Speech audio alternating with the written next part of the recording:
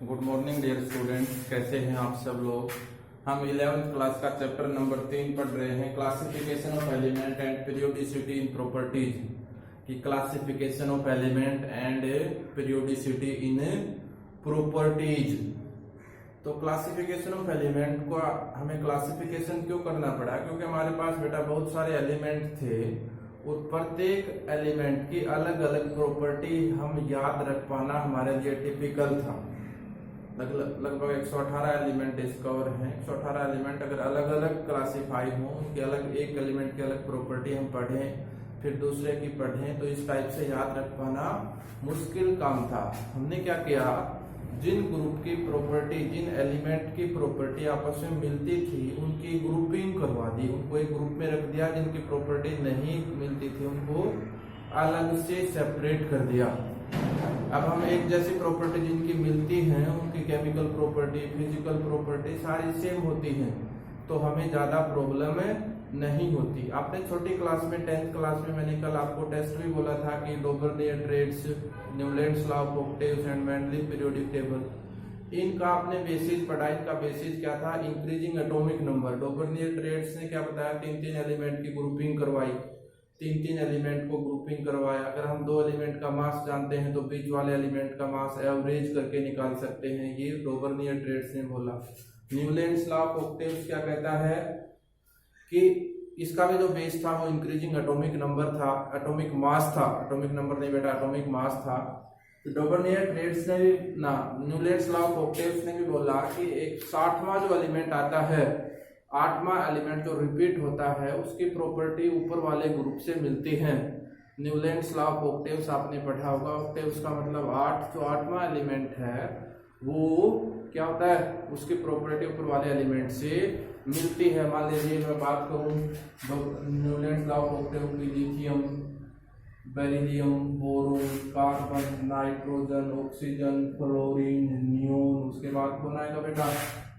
Sodium आएगा, उसके बाद मैग्नीशियम, उसके बाद aluminium, silicon, phosphorus, sulphur, chlorine, argon, उसके बाद कौन? पोटासियम, उसके बाद कैल्शियम।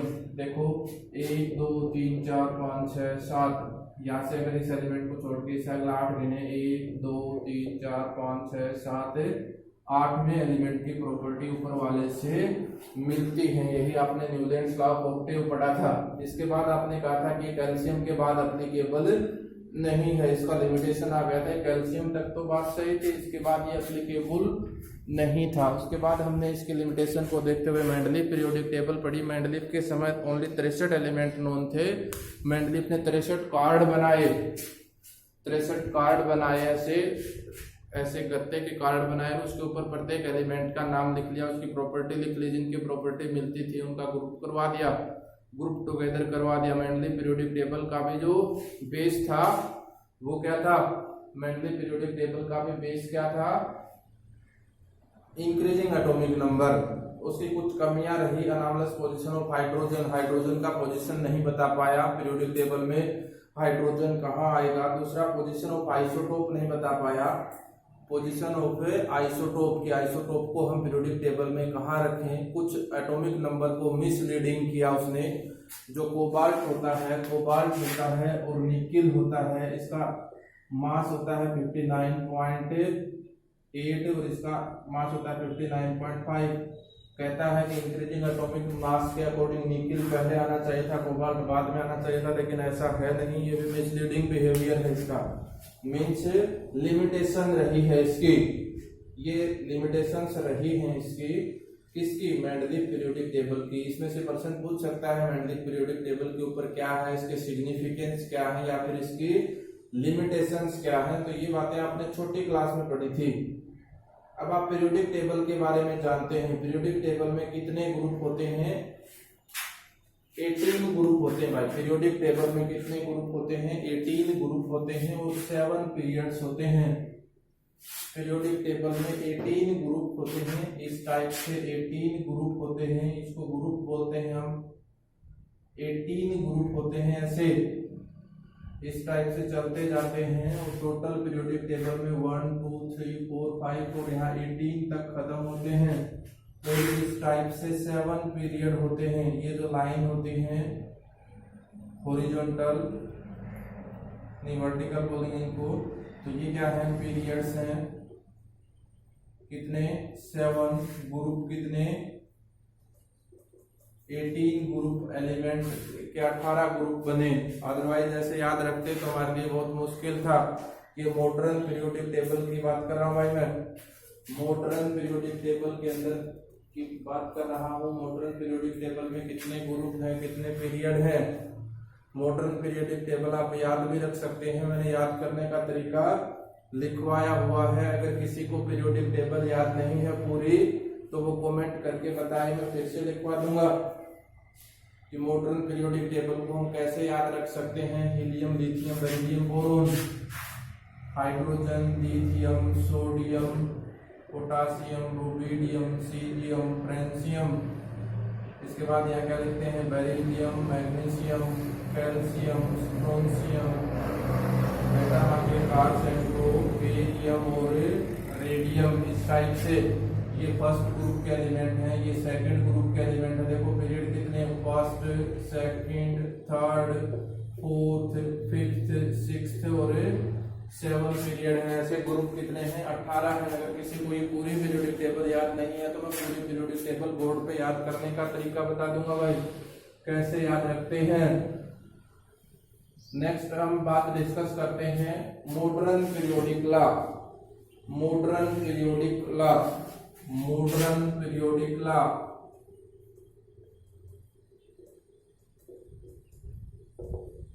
मॉडर्न पीरियोडिक लॉ जो है वो बेस्ड है एटॉमिक नंबर के ऊपर। मॉडर्न पीरियोडिक लॉ जो मॉडर्न पीरियोडिक टेबल है बेटा वो बेस्ड है किसके ऊपर।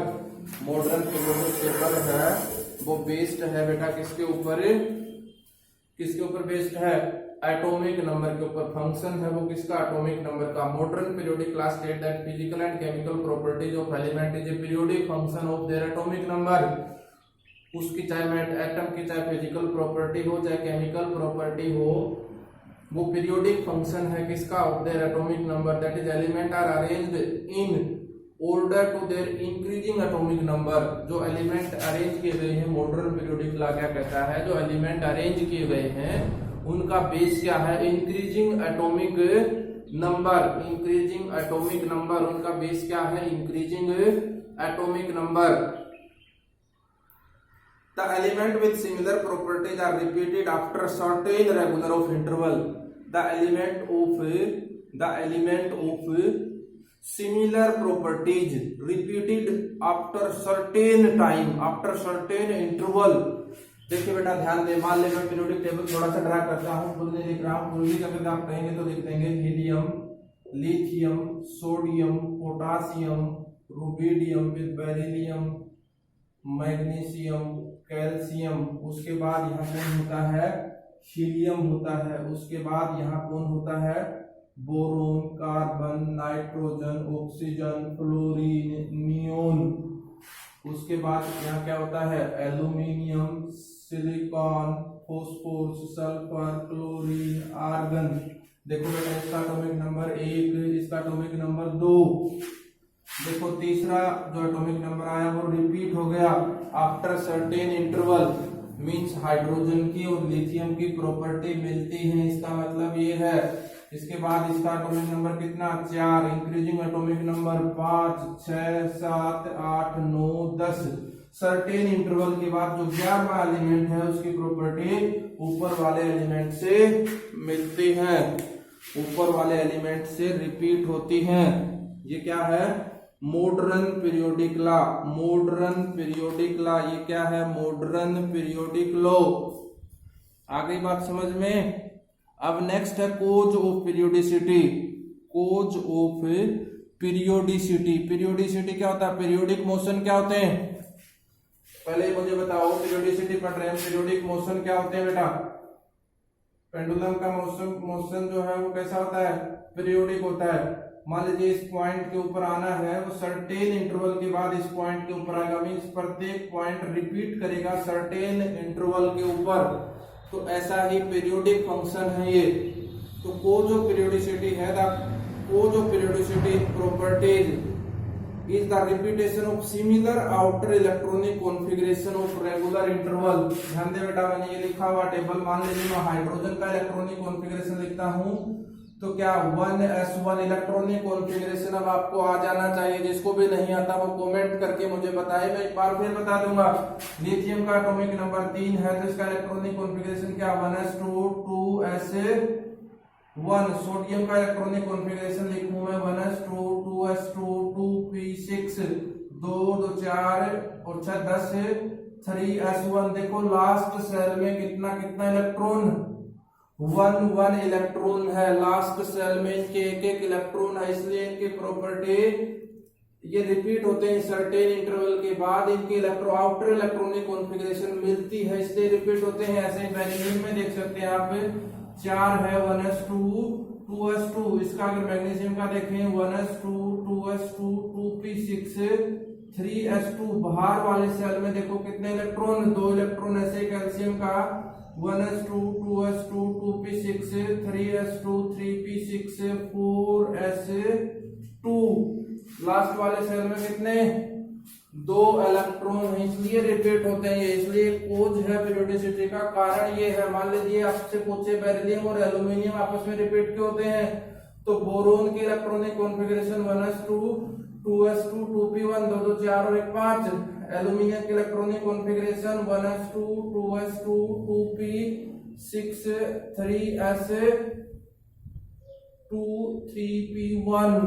लास्ट वाले सेल में कितना इलेक्ट्रॉन आया 1 इलेक्ट्रॉन आया। इसमें देख सकते हैं आप फ्लोरीन, में फ्लोरीन का एटॉमिक नंबर 9, क्लोरीन का 17। 9 के लिए लिखेंगे 1s2 2s2 2p5 2 2 4 और 5 9। अगर क्लोरीन के लिखूं 1s2 2s2 2p6 3s2 3p5 2 4 6 10 12 5 17। Last वाले सेल में कितना इलेक्ट्रॉन है 5 इलेक्ट्रॉन है भाई, इसलिए एलिमेंट आपस में रिपीट होते हैं। ये कोज है, पीरियोडिसिटी का कारण है। पीरियोडिसिटी का मतलब सर्टेन इंटरवल के बाद एलिमेंट का रिपीटेशन क्यों होता है, क्योंकि उनकी आउटर इलेक्ट्रॉनिक कॉन्फ़िगरेशन सेम होती है। जब हम इलेक्ट्रॉनिक कॉन्फ़िगरेशन लिखते हैं तो बाहर वाली सेल, आउटर सेल, बाहर वाले सेल के अंदर इलेक्ट्रॉन की संख्या बराबर होती है, इसलिए उनकी प्रॉपर्टी आपस में मिलती है। सारे एक एक इलेक्ट्रॉन लूज करेंगे, सारे एक एक बॉन्ड बनाएंगे, ये सबके ऊपर पॉजिटिव चार्ज होगा। ठीक है, तो हम इस टाइप से, अब अगर आपको इलेक्ट्रॉनिक कॉन्फ़िगरेशन नहीं लिखनी आती है तो आप कल कमेंट करके पूछ लें। इलेक्ट्रॉनिक कॉन्फ़िगरेशन के विदाउट आगे हम नहीं पढ़ सकते केमिस्ट्री। इलेक्ट्रॉनिक कॉन्फ़िगरेशन जिसको नहीं लिखनी आती हम आगे केमिस्ट्री नहीं पढ़ सकते। एक बार दोबारा देख ले, इलेक्ट्रॉनिक कॉन्फ़िगरेशन लिखना, वैसे लाइन तेरे याद हो जाएगी, चाहे भले कॉपी में नोट कर ले।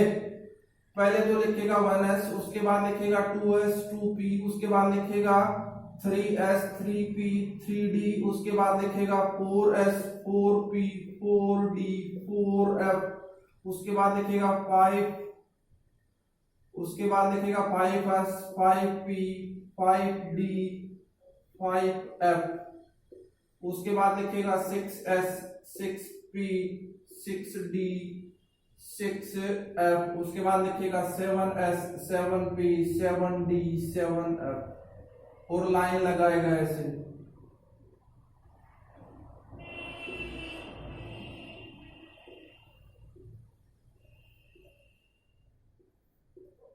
लाइन लगाएगा ऐसे। लिखने का तरीका, सबसे पहले कौन लिखेगा 1s लिखेगा, उसके बाद कौन लिखेगा 2s लिखेगा। 3s नहीं लिखना, ऐसे नहीं जाना।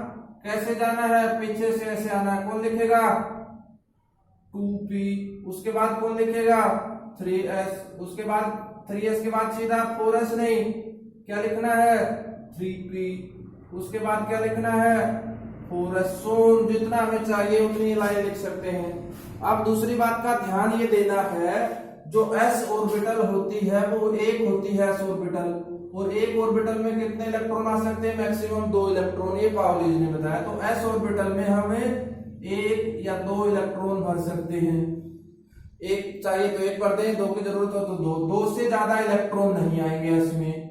ऐसे ही पी का केस है, पी में 1 से 6 इलेक्ट्रॉन आएंगे क्योंकि पी के ऑर्बिटल 3 होते हैं, 3 ऑर्बिटल 1 में 2 इलेक्ट्रॉन, तो 3 में कितने मैक्सिमम है 6, 1 से 6 आपकी मर्जी है।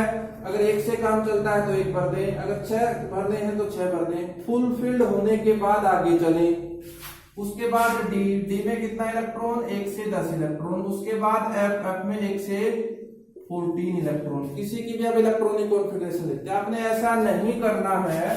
मान लीजिए मैं सोडियम की इलेक्ट्रॉनिक कॉन्फ़िगरेशन लिखने बैठता हूं, एटॉमिक नंबर कितना है 11, तो सबसे पहले 1s लिखो और देखो उसमें 2 इलेक्ट्रॉन भर लो। उसके बाद नहीं बनी बात, 11 तक नहीं पहुंचे, उसके बाद नेक्स्ट लिख लो 2s।